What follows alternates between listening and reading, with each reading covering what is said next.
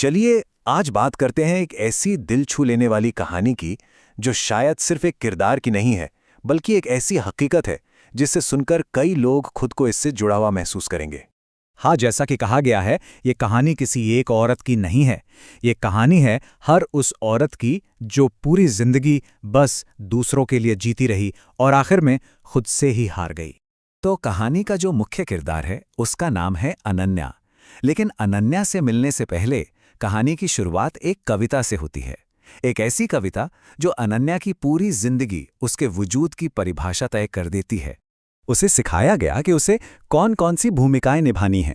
बेटी बनकर उसे संस्कार सीखने थे, बहन बनकर त्याग करना था, पत्नी बनकर वफा निभानी थी और माँ बनकर सिर्फ और सिर्फ ममता देनी थी। उसने ये सारे रिश्ते निभाए, बखूबी निभाए, पर जब बात उसके खुद के सम्मान की आई तो यही सारे रिश्ते एकदम मौन हो गए, खामोश। चलिए अब अनन्या की कहानी में थोड़ा और गहराई से उतरते हैं। शुरुआत होती है उसके बचपन से, जहां वो एक बेटी और एक बहन थी। उसका नाम रखा गया अनन्या। जानते हैं इसका मतलब?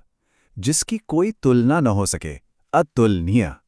पर देखिए, विडंबना यह थी कि उसकी पूरी की पूरी जिंदगी दूसरों से तुलना किए जाने में ही गुजरने वाली थी। और ये एक लाइन, लड़की हो जरा संभल कर, ये लाइन उसके हर सपने के आगे एक दीवार की तरह खड़ी हो गई। ये उसे बार बार लगातार उसकी हदों का एहसास कराती रही। घर में नियम सबके लिए एक जैसे नहीं थे। मतलब जमीन आसमान का फर्क था। अगर भाई कोई गलती करे तो वो शरारत कहलाती, सब हंसकर टाल देते। लेकिन वही गलती अगर अनन्या से हो जाए तो उसे संस्कारों की कमी बता दिया जाता। भाई रोए तो सबका दिल पिघल जाता, और अनन्या रोए तो उसे कहा जाता, इतनी छोटी सी बात पर रो रही हो। बचपन और जवानी के बाद उसकी जिंदगी का अगला पड़ाव आया, एक जबरदस्ती की शादी, और इसके साथ आई दो नई भूमिकाएं, पत्नी और मां। और इन भूमिकाओं में उसकी अपनी जो पहचान थी वो और भी ज्यादा धुंधली होती चली गई। एक पत्नी के तौर पर उसे क्या मिला? हर बात पर ताना, हर चुप्पी पर शक, बार बार उसे याद दिलाया जाता, इसके पुराने दिन मत भूलना। मतलब उसका जो अतीत था उसे ही उसका सबसे बड़ा गुनाह बना दिया गया था। फिर वो मां बनी, एक ऐसा रिश्ता जिसने शुरू शुरू में उसे जीने का एक मकसद दिया। लेकिन यहां भी जब उसे दर्द होता, जब वो तकलीफ में होती, तो उसे बस एक बात कहकर चुप करा दिया जाता, मां हो, सब सहना पड़ता है। वो सालों तक सब कुछ खामोशी से सहती रही। लेकिन हर चीज की एक हद होती है ना? और उसके टूटने का जो पल आया वो उस इंसान की तरफ से आया जिसके लिए उसने अपनी पूरी दुनिया, अपना पूरा वजूद कुर्बान कर दिया था। ये शब्द थे उसके अपने बच्चे के, आपने मेरे लिए किया ही क्या है। सोचिए, ये शब्द सुनना कितना चुभा होगा। ये वही सवाल था, वही तिरस्कार था जो वो अपनी पूरी जिंदगी दूसरों से सुनती आई थी। और बस यही वो पल था जब वो अंदर तक हिल गई। उसके दिमाग में एक सवाल गूंजने लगा कि अगर मेरे होने या ना होने से किसी को कोई फर्क ही नहीं पड़ता, तो फिर मेरे जीने का मतलब ही क्या है?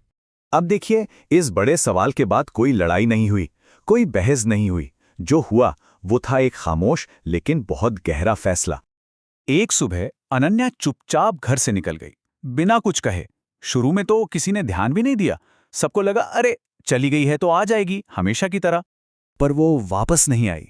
हाँ, घर में उसकी एक डायरी जरूर मिली, और उस डायरी में उसकी सालों की खामोशी शब्दों में बयां हो रही थी। उसने लिखा था, मैं जा रही हूं, इसलिए नहीं कि मैं हार गई हूं, बल्कि इसलिए कि खुद को खोकर दूसरों को निभाते निभाते मैं अब थक गई हूं। और सबसे जरूरी बात जो उसने लिखी, मैं जा रही हूं मरने नहीं, जीने। मतलब साफ था, उसका जाना कोई हार नहीं थी, ये तो खुद को बचाने की, सच में जीने की एक कोशिश थी। तो जब घर की वो धुरी जो सब कुछ संभाले हुए थी अचानक चली जाती है, तो क्या होता है? उसके जाने के बाद जो हुआ, उसने उसकी गैर मौजूदगी की असली कीमत सबको समझाई। समाज ने क्या किया? किसी ने ये नहीं पूछा कि आखिर वो क्यों गई। सबने बस अपना फैसला सुना दिया। औरत है, कहाँ गई होगी, या घर छोड़कर जाना अच्छी औरतों का काम नहीं। मतलब गलती पूरी तरह से उसी की मान ली गई। और परिवार, उन्होंने खुद को बचाने के लिए एक पूरी नई कहानी बना ली। लोगों को बताया गया कि वो अजीब सा व्यवहार करने लगी थी या हमने बहुत संभाला पर वो संभली नहीं। उसे एक भावुक कमजोर औरत बता दिया गया, जबकि सच तो उसकी डायरी में था। सच ये था कि वो हर अपमान को मुस्कान में छुपा रही थी। वो सहते सहते अंदर से टूट रही थी। और यही तो कहानी की सबसे बड़ी विडंबना थी। उसके बिना घर चल तो रहा था, पर असल में वो बिखर रहा था। उसकी नींव हिल चुकी थी। फिर एक दिन उसके बच्चे को उसकी डायरी फिर से मिली और डायरी के एक फटे हुए पन्ने पर एक लाइन लिखी थी जो एक चेतावनी जैसी थी। एक दिन सच खुद बोलेगा और तब किसी के पास मुंह छुपाने की जगह नहीं बचेगी। और यहीं पर यह कहानी हमें एक बहुत ही गहरे और शायद डरावने सवाल के साथ छोड़ जाती है कि अगर एक अनन्या के साथ हुए अन्याय का सच दबा दिया गया, तो क्या इसका मतलब ये है कि समाज में किसी अगली अनन्या का टूटना भी तय है?